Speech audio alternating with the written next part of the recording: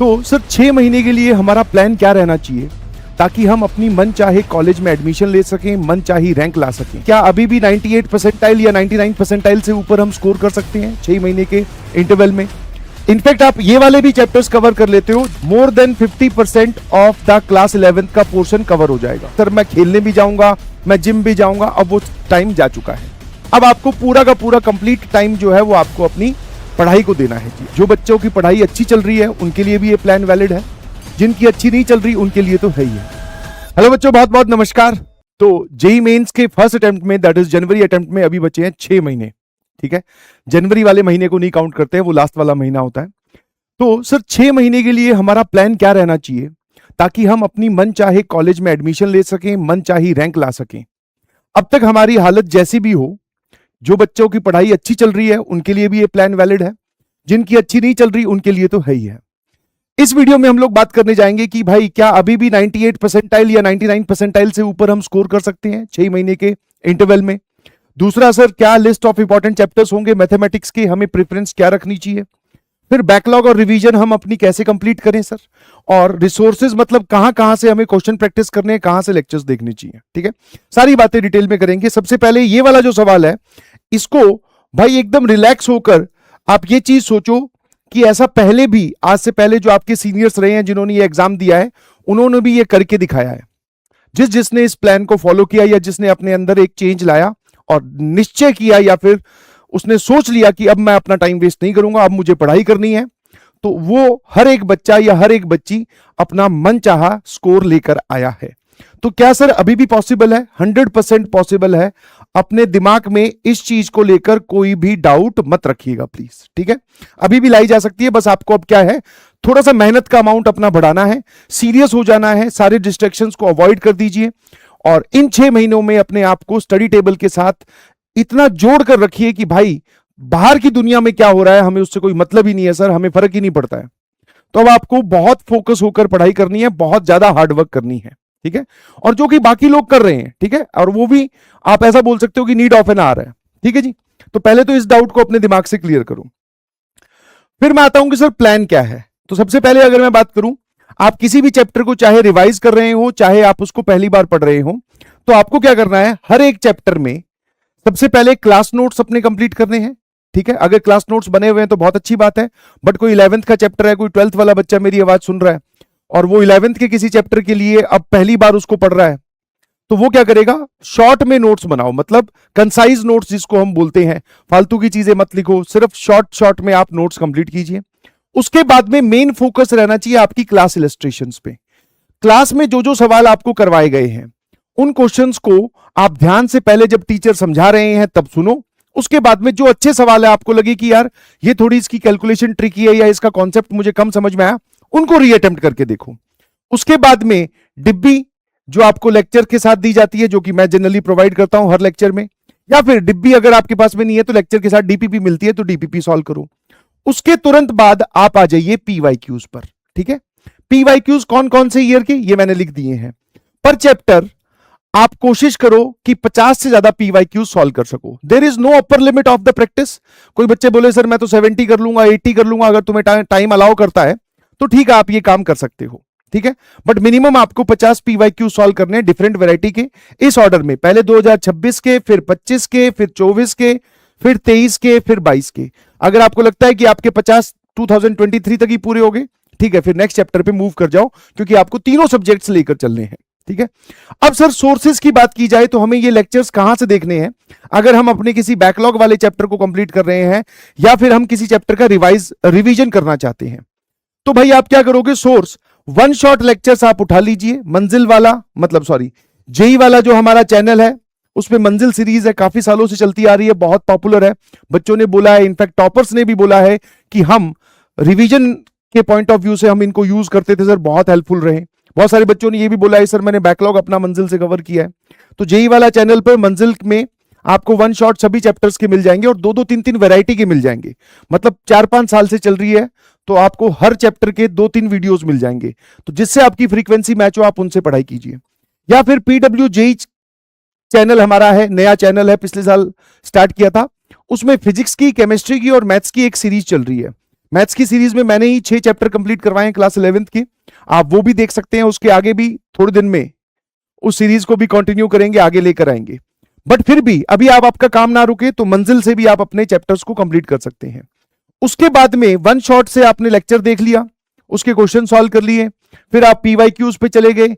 उसके साथ आपको बैच के अंदर डीपीपी मिली होगी, डीपीपी सॉल्व करो, अपने छोटे छोटे कंसाइज नोट्स बनाओ, शॉर्ट नोट्स बनाओ, ठीक है, डायरेक्टली। उसके बाद में क्या होगा, जब ये चैप्टर आपके बैच में पढ़ाया गया होगा तो पक्का सर उस चैप्टर में, क्योंकि यहां पर तो चैप्टर वन शॉट में कवर हो रहा है, तो पक्का जब बैच में पढ़ाया गया होता उसमें सर बहुत सारे क्वेश्चंस टीचर ने करवाए होंगे। तो आप डायरेक्टली जाइए अपने बैच पर, उसके बाद में वहां से उसकी पीडीएफ डाउनलोड कर लो, या फिर जो भी आपके पास कोई क्लास नोट्स अवेलेबल है उस चैप्टर के, तो फिर डायरेक्टली उन क्वेश्चंस को सॉल्व करना स्टार्ट करो। जो क्वेश्चंस आपको डायरेक्टली फर्स्ट अटेम्प्ट में सॉल्व हो जाए बहुत अच्छी बात है, जो नहीं सॉल्व हो उनको घबराना नहीं है, उनका सॉल्यूशन देखो, उसमें क्या ट्रिक लग रही है, क्या उसमें कॉन्सेप्ट लग रहा है, क्या फॉर्मूला लग रहा है, क्या कैलकुलेशन है, सारी चीजें देखते हुए उसको ध्यान रखो, फिर आगे मूव करते जाओ। अभी आपको ये नहीं सोचना है कि मेरे से क्वेश्चन सॉल्व नहीं हो रहे हैं। जो नहीं सॉल्व हो उसका सॉल्यूशन देखकर उसको ध्यान रखिए, जो सॉल्व हो जा रहे हैं वेरी गुड, यही हमें चाहिए था और क्या है। तो सोर्सेज मैंने आपको बता दिए हैं। और अगर कोई बच्चा बोले कि सर मैं अपना बैकलॉग या रिवीजन जो है मैं अपने बैच से कंप्लीट करना चाहता हूं, तो आप लेक्चर्स को 1.5x की स्पीड पर भी देख सकते हो। बट वहां पर क्या होता है कि एक लेक्चर को हमने डिटेल में पढ़ा होता है, तो एक लेक्चर के 6-7 वीडियोस होते हैं। जनरली बच्चे रिवीजन या बैकलॉग के वक्त उसको नहीं प्रीफर करते, वो आपको चैप्टर के दौरान देखने चाहिए थे। बट फिर भी दोनों ऑप्शंस हैं आपके पास। मेन है कि आपको टाइम कितना अलाउ कर रहा है, तो ये भी ठीक है, और आप बैचेस से भी कवर कर सकते हो। बट अगर आप बैचेस से नहीं कवर कर रहे हो तो अपने बैचेस की पीडीएफ डाउनलोड करके उसमें जो क्लास में क्वेश्चंस करवाए हैं वो जरूर आपको सॉल्व करने हैं। तो ये तो आपकी तरीका हो गया कि सर हम बैकलॉग या रिवीजन किसी भी चैप्टर का कैसे करें। जब आप रिवाइज कर रहे हो तो ऑब्वियसली नोट्स बने हुए तो दोबारा बनाने की जरूरत नहीं है, सिर्फ क्लास इलस्ट्रेशन दोबारा करके देखो और पीवाईक्यूज अटेम्प्ट कीजिए, ठीक है। फिर मैं बात करता हूं लिस्ट ऑफ इंपॉर्टेंट चैप्टर्स की, कि सर कौन कौन से चैप्टर्स 11th के सबसे इंपॉर्टेंट है। तो 11th के सारे चैप्टर्स मैंने यहां पर लिख दिए हैं, और जिसके आगे जितने स्टार लगे हुए हैं वो उतना ही इंपॉर्टेंट चैप्टर है। अब बेसिक मैथमेटिक्स सबसे ऊपर क्यों रखा है, बिकॉज ऑब्वियसली सर कोई भी बच्चा बेसिक मैथमेटिक्स आपको आनी जरूरी है, इनइक्वालिटी सॉल्व करनी आनी जरूरी है, क्योंकि वो इन सभी में लगभग सभी चैप्टर्स में यूज होती है। तो सबसे पहले इसको कवर करो। फिर sequence and series is the most powerful chapter, इससे हर साल 2 सवाल आते हैं मेंस में, एडवांस में भी क्वेश्चंस आते हैं। फिर परम्यूटेशन कॉम्बिनेशन, फिर binomial theorem, complex numbers, stats, ठीक है। फिर कोऑर्डिनेट ज्योमेट्री में कहने को तो 5 चैप्टर्स है, बस स्ट्रेट लाइन और सर्कल से मैक्सिमम क्वेश्चन पूछते हैं मेंस वाले, तो इसको ध्यान रखो। उसके बाद में क्वाड्रेटिक इक्वेशन यूज भी होता है, और इस पे कई बार डायरेक्ट क्वेश्चन भी आ जाता है। और फिर ट्रिग्नोमेट्रिक रेशियोज और आइडेंटिटी और इक्वेशन बोलने को तो सिलेबस से हट चुका है, बट उससे भी मेंस में हर साल एक सवाल आपको देखने को मिलता है। तो ये पूरी की पूरी लिस्ट है, जिसके आगे जितने स्टार लगे हैं वो चैप्टर उतना ही इंपॉर्टेंट है। आप चाहो तो स्क्रीनशॉट ले लीजिए और चाहो तो इसको नोट कर लीजिए वीडियो पॉज करके। आई होप क्लास 11th के सारे चैप्टर समझ में आ गए। और मैं आपको मजे की बात बताऊं कि अगर आप क्लास 11th के ये वाले चैप्टर्स, कौन कौन से, यहां से लेकर यहां स्टैट्स तक, और ये वाले दोनों चैप्टर्स कवर कर लेते हो, इनफैक्ट आप ये वाले भी चैप्टर्स कवर कर लेते हो जो मैंने अभी बताया उसके साथ, कि क्लास नोट्स, फिर उसके बाद में पीवाईक्यूज, तो भी आपका more than 50% of the class 11th का पोर्शन कवर हो जाएगा। बट जब मैं ऐसा बोल रहा हूं दैट आई डजंट मीन कि भाई आप तुम पूरा नहीं पढ़ के जाओगे। सर ये भी पढ़ना है, ये भी पढ़ना है, सारे हमें पढ़ने हैं, बट प्रेफरेंस वाइज हमें ऐसे चलना है, ताकि अगर लास्ट में टाइम हमारे पास में कम भी बचे तो हमारे लेस इंपॉर्टेंट चैप्टर्स ही छूटे, ठीक है। उसके बाद में अगर मैं बात करूं क्लास 12th की, तो क्लास 12th के चैप्टर्स ये हैं। क्लास 12th में आप डायरेक्टली ये बोल सकते हो कि यहां का क्लास 12th का हर एक चैप्टर ज्यादा इंपॉर्टेंट है, ठीक है। तो जो भी बच्चे अभी क्लास 12th में हैं, उनका जो ऑनगोइंग अभी सिलेबस है, आप हर चैप्टर पे बहुत अच्छे से कमांड कीजिए, बहुत अच्छे से ग्रिप रखिए, उसको पैरेलल में इतना अच्छा तैयार कीजिए कि आपका वो चैप्टर खराब ना हो, ठीक है। जो हो चुका है खराब उसको छोड़ दीजिए, उसको कैसे डैमेज कैसे रिपेयर करना है वो मैं आपको समझा रहा हूं। बट क्लास 12th में चाहे फिजिक्स में, चाहे केमिस्ट्री में, चाहे मैथ्स में, जो भी पोर्शन आपको चल रहा है उस पर आपको मेन फोकस रखना है, क्योंकि तीनों ही सब्जेक्ट्स में मेंस बोल दो या एडवांस बोल दो, क्लास 12th का पोर्शन ज्यादा रहता है, ठीक है। तो वेक्टर 3D सबसे ऊपर, फिर मैट्रिसेस, डिटर्मिनेंट, रिलेशंस को मैंने अलग क्यों बोला है, क्योंकि मेंस में इसमें एक सवाल आ ही जाता है, ठीक है। आजकल एडवांस वाले भी पूछने लगे हैं, तो रिलेशन फंक्शन एक साथ लिखने की बजाय मैंने अलग अलग कर दिया है। इंटीग्रल कैलकुलस, इसमें ये सारे चैप्टर्स है, जिसमें डेफिनेट, एरिया और डिफरेंशियल इक्वेशन काफी इंपॉर्टेंट है। फिर प्रोबेबिलिटी हो गया, डिफरेंशियल कैलकुलस में limit, continuity, differentiability, MoD, AOD, और इनवर्स ट्रिग्नोमेट्रिक फंक्शन। अगेन जिस चैप्टर के आगे जितने स्टार लगे हुए हैं वो इतना ही इंपॉर्टेंट है, ठीक है। तो इनमें से आपके जो जो चैप्टर्स हो चुके हैं, जो क्लास 12th वाले बच्चे मुझे सुन रहे हैं, उनकी रिवीजन करके उनको पैक करके रख दीजिए। पैक करके रख दीजिए का मतलब है कि उसको आप डन कर दो कि भाई हाँ ये मेरा पूरा कंप्लीट हो गया है, इसके नोट्स भी मेरे पास में है, इसके मैंने क्लास एग्जांपल्स भी वापस रीडू कर लिए या रीअटेम्प्ट कर लिए, और इसके मैंने पीवाईक्यूज भी कर लिए। उनको साइड में लगाओ, आगे धीरे धीरे जो चैप्टर्स कवर होते जाएंगे उनको आपको बिल्कुल ढीला नहीं छोड़ना है, ठीक है। तो मैंने आपको दोनों क्लास 11th और क्लास 12th दोनों के प्रायोरिटी लिस्ट दे दी है, स्टार लगाकर भी बताया और किस ऑर्डर में आपको कंप्लीट करनी चाहिए वो भी बताया। उसके बाद में अगर मैं बात करूं तो आपको क्या करना है, अब आते हैं सर और हम किस चीज पे ध्यान दे सकते हैं। तो मैंने कहा देख भाई, अब सबसे पहले तो तूने ये ठान ही लिया है कि मुझे अब अपने आप में एक इंप्रूवमेंट चाहिए और मुझे बहुत अच्छी रैंक लेकर आनी है, तो अब तेरे स्टडी आवर्स होने चाहिए 9 से लेकर 12 घंटे। यस, अब वो समय चला गया है कि जहां पर आप बोलो कि सर मैं खेलने भी जाऊंगा, मैं जिम भी जाऊंगा, अब वो टाइम जा चुका है। अब आपको पूरा का पूरा कंप्लीट टाइम जो है वो आपको अपनी पढ़ाई को देना है जी। अभी सीरियस होना आपके लिए बहुत ज्यादा जरूरी है। तो 9 से लेकर 12 घंटे आप कोशिश करो per day apart from classes आप पढ़ पाओ, ठीक है।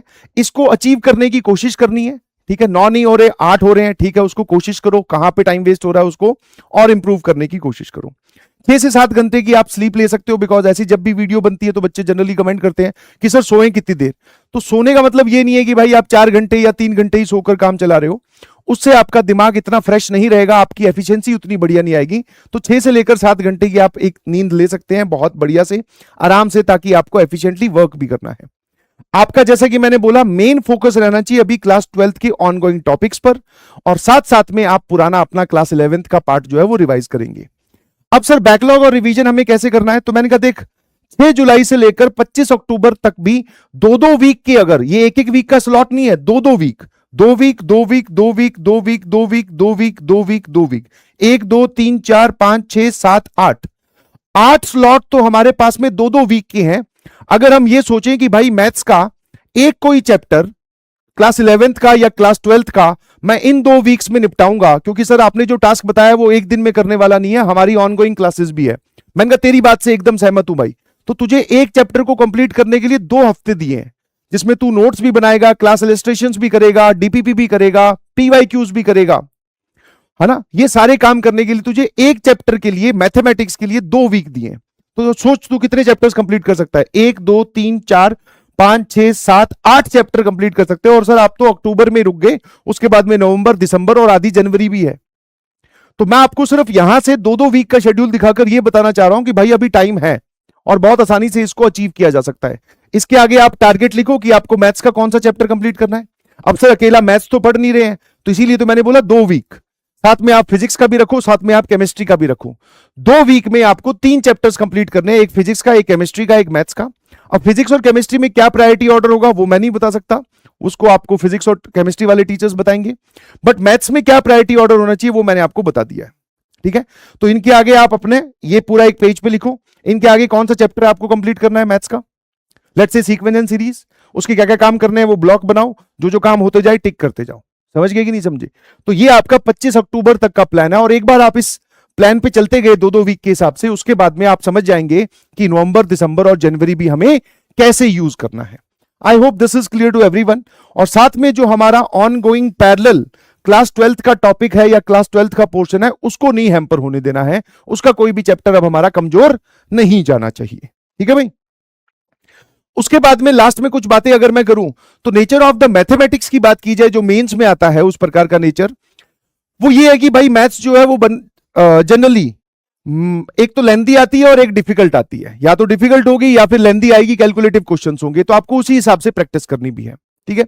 उसके बाद में अगर आप मैथ्स की बात करो तो मैथ्स में अगर आप 50 या 60 से ज्यादा नंबर ले आते हो तो आपकी 99 परसेंटाइल बन जाएगी, ठीक है। 50 नंबर से भी ज्यादा ले आते हो, ऐसा जनरली देखा गया है, क्योंकि मैथ्स का पेपर डिफिकल्ट आता है, तो 50 नंबर से भी ज्यादा अगर आपने स्कोर कर लिया तो आपकी 99 परसेंटाइल मैथ्स में बन जाएगी। और फिजिक्स, केमिस्ट्री मैथ्स के हिसाब से रिलेटिवली इजी आते हैं, तो वहां पर भी आप स्कोर कर सकते हो, यहां पर भी आप स्कोर कर सकते हो। मतलब मैं आपको 50% और 60% मार्क्स स्कोर करने के लिए बोल रहा हूं। उसके बाद में अगर आप ओवरऑल स्कोर की बात करो कि सर हमें ओवरऑल स्कोर कितना टारगेट करना चाहिए, तो मैंने कहा कोशिश करो 200 के नजदीक रहने की। क्योंकि ऐसा देखा गया है कि जिन बच्चों के 180 प्लस, 185 प्लस, 190 प्लस नंबर्स आते हैं, उनकी 99 परसेंटाइल से ऊपर होती है। तो आप कोशिश करो इस रेंज में रहने की, फिर धीरे धीरे स्कोर तो सर ऑब्वियसली इंप्रूव हमें करना ही है। क्लास 12th वाले जो स्टूडेंट्स मुझे सुन रहे हैं, आपका जो सिलेबस है वो कंप्लीट हो जाएगा नवंबर के मिड में। उसके बाद में आपकी क्लास 11th की रिवीजन चालू होगी, उसके बाद में आप जनवरी का फर्स्ट अटेम्प्ट देंगे और फिर आप मेन फोकस अपना बोर्ड्स पे ले जाएंगे। क्योंकि अभी अभी एक डिस्कशन सुनने में आया है, कुछ दिन से आर्टिकल्स मैं भी देख रहा हूं ऑनलाइन, कि एनटीए जो इस बार सोच रहा है कि बोर्ड्स के जो मार्क्स हैं उनको भी जेई में इंक्लूड किया जाए, मतलब उनका भी कुछ वेटेज रखा जाए। मैं ये नहीं बोल रहा हूं कि ये कोई ऑफिशियल अनाउंसमेंट है, बट ये चीजें अंडर डिस्कशन है। Hindustan Times, Times of India, इन सब के आर्टिकल्स में देख रहा था। तो अभी ये डिस्कशन के अंडर है। अगर मान लो ये एप्लीकेबल हो जाता है, डरा नहीं रहा हूं भाई, बोर्ड्स में तो हमें वैसे भी अच्छे नंबर लेके आने हैं, 75% तो मिनिमम लाने ही लाने हैं। तो अगर ये एप्लीकेबल हो जाता है तो हमें बोर्ड्स को भी ध्यान में रखना है सर। तो सर बोर्ड्स का क्या करें इस पूरे प्लान में? बोर्ड्स का तो कहीं पे है ही नहीं। मैंने कहा क्लास 12th के अगर तू लेक्चर्स ध्यान से फॉलो करता है जेई के लिए भी, तो तेरा बोर्ड वाला पार्ट भी पैरेलल में कंप्लीट हो जाएगा। सारे टीचर्स क्लास में ये जरूर बताते हैं कि भाई ये बोर्ड्स में पूछा जाता है, बोर्ड्स में आपको इसको ऐसे लिख कर आना है। और मैथ्स के पॉइंट ऑफ व्यू से तो बोर्ड बहुत ही आसान है। आपने अगर मैथ्स की तैयारी कर ली जेई के पॉइंट ऑफ व्यू से, तो बोर्ड्स आपका अपने आप हो जाएगा। बस आपको क्या करना है, पिछले 10 सालों के पीवाईक्यूज डाउनलोड कर लो हर चैप्टर के, और देखो कि उसको उसका सॉल्यूशन के साथ डाउनलोड कर लो, कि ये देखो कि उसको कैसे सॉल्व करके दिखाया है। हमें भी इस सवाल का जवाब निकालना आता है, बट हमें लिखकर क्या दिखाना है, तो वो आपको टॉपर्स की नोटबुक जो है वो सीबीएसई जारी करती है, या फिर बहुत सारे पीवाईक्यूज होंगे बोर्ड्स के जो विद सॉल्यूशन अपलोड करे जाते हैं नेट पे, तो आप वहां से भी ये वाला काम कर सकते हैं। ठीक है, तो वो कोई बड़ी बात मुझे नहीं लगती। अगर आपने प्रोवाइडेड, इसमें कंडीशन है बड़ी बात के साथ, कि आपने जेई का सिलेबस बहुत अच्छे से फॉलो किया, अपनी क्लासेस में आप एब्सेंट नहीं है, आप जेई की पढ़ाई बहुत अच्छे से कर रहे हो। ठीक है, और जो ड्रॉपर स्टूडेंट है भाई, मिड जनवरी में आपका सिलेबस कंप्लीट होगा, फिर रिवीजन का तो टाइम आपको हल्का फुल्का मिलेगा। आपने फटाफट अपने जो पढ़ा है उसी को एक बार रिवाइज कर लिया, उसके बाद में आप जनवरी अटेम्प्ट दोगे, फिर उसके बाद में आपकी रिवीजन और इंप्रूवमेंट वाला काम होगा। कि आपको देखा कि भाई हमने जस्ट सिलेबस कंप्लीट हुआ ही था, इतने में हमारा जनवरी अटेम्प्ट आ गया, तो उतने सर हम तैयार नहीं थे, कोई बात नहीं। जब जनवरी अटेम्प्ट खत्म हो जाएगा तो ये वाला जो सेक्शन है ये बोर्ड्स की तरफ मुड़ जाएगा मेजरली। ठीक है, तो अब ऐसा बोला जाता है, और ये बात कहीं ना कहीं सत्य भी है, कि क्लास 12th वाले जो बच्चे हैं वो जनवरी अटेम्प्ट में अच्छा स्कोर करते हैं, उसके बाद में वो बोर्ड्स देने चले जाते हैं। और जो ड्रॉपर स्टूडेंट्स होते हैं वो जनवरी अटेम्प्ट में इतना अच्छा स्कोर नहीं कर पाते, कारण क्योंकि उनका सिलेबस खत्म जस्ट हुआ ही होता है, अच्छे से रिवीजन नहीं हुई। तो फिर वो जनवरी अटेम्प्ट देने के बाद में रिवीजन और इंप्रूवमेंट कर कर उसके बाद में वो अप्रैल अटेम्प्ट में फोड़ते हैं। तो आपके पास में भी वैसे आपको हर अटेम्प्ट में पूरी जान लगानी है, चाहे क्लास 12th के हैं चाहे आप ड्रॉपर हैं, आप पूरी अपनी प्रिपरेशन करके जाओगे जितना आपके बस में है। बट फिर भी कुछ कमियां रह जाएंगी तो सर हमारे पास में सेकंड अटेम्प्ट होगा उसको सुधारने के लिए। तो क्या क्या बातें बताई कि भाई मैथ्स लेंथी और डिफिकल्ट आती है, इसी वजह से मैंने आपको बोला कि 50 से ऊपर नंबर लाओगे तब भी आपका काम चल जाएगा। ओवरऑल कोशिश करो कि आप 200 के आसपास नंबर लाने की कोशिश करो, 180 प्लस। और ये एक दिन में नहीं होगा भाई, धीरे धीरे इंप्रूवमेंट होगा। ये जो प्लान बताया 6 महीने का, इसको जब आप एप्लीकेट करोगे तब आपको समझ में आएगा कि हाँ मैं उस स्कोर के नजदीक जा रहा हूं। ठीक है, और उसके बाद में ये सारी चीजें जो है कहीं ना कहीं आपके बहुत काम आने वाली है कि हाँ सर प्रोवाइडेड कि आप इस प्लान पे स्टिक करें। क्योंकि सुनने में ये बातें बहुत अच्छी लगती है कि हमें कोई प्लान बनाकर दे दे, हमें कोई रोड मैप बनाकर दे दे, हमें कोई चीजें बता दे कि ऐसे ऐसे करना है। मैंने बता तो दिया, अब करने का काम आपका है। अब आज के बाद आपको ऐसी किसी वीडियो की फिर से जरूरत ना करे, भगवान करे, तो उसके लिए एक ही इलाज है कि आज से ही आपको सीरियस होकर अपना प्लान एग्जीक्यूट करना स्टार्ट करना है। थोड़ा थोड़ा करते करते भी आप देखेंगे कि 6 महीने के बाद में आपने अच्छा खासा अपना रिवीजन कर लिया है और कंसीडरेबल अमाउंट में आपने अपना बैकलॉग कवर कर लिया है। अब आप ना पढ़ने वाले स्टूडेंट से एक इंटेलिजेंट और हार्ड वर्किंग स्टूडेंट में कन्वर्ट हो चुके हो। तो ये जर्नी बेटा आज से ही शुरू होती है। इसमें आगे का वेट मत करना कि मैं इसको अब बाद में टाल दूंगा, बिकॉज बाद में बहुत देर हो जाएगी, आप उतने अच्छे से नहीं कवर कर पाओगे क्योंकि सिलेबस बहुत बड़ा है। तो नाउ इज द टाइम। अगर आपने आज से पहले कुछ गड़बड़ की है तो कोई बात नहीं, भुलाओ पुरानी बातों को। आज से आप क्या कर सकते हैं उस पर फोकस करते हैं। तो ये सारी बातें मैंने उसी के लिए बताई है, और स्क्रीनशॉट ले लीजिएगा इंपॉर्टेंट चैप्टर्स का। ठीक है, और आपको किस वीडियो पे किस टॉपिक पे वीडियो चाहिए जरूर एक बार आप कमेंट सेक्शन में जरूर बताएं। ठीक है, और बहुत जल्द फिर मुलाकात होगी। Thank you so much.